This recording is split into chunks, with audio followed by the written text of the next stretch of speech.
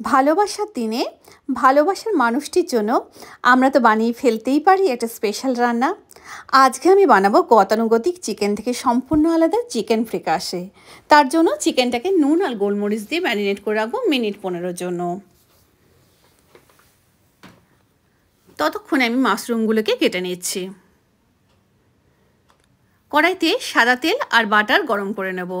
বাটারটা গলে গেলে ম্যারিনেট করে রাখা চিকেনটা এপিট ওপিট ভেজে নেব।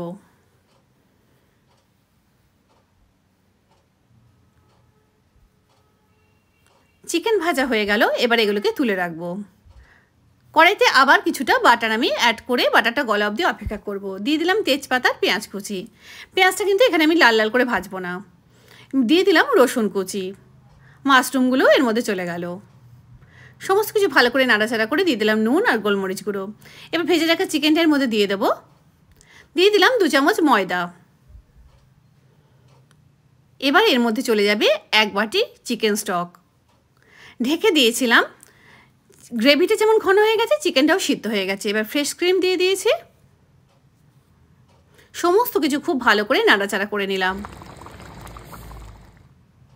পার্সলের বদলে ওপর থেকে আমি ছড়িয়ে দিলাম বেশ ভালো পরিমাণে ধনেপাতা কুচি। দারুণ হয় এই পদটি খেতে, অতি অবশ্যই একবার বানিও।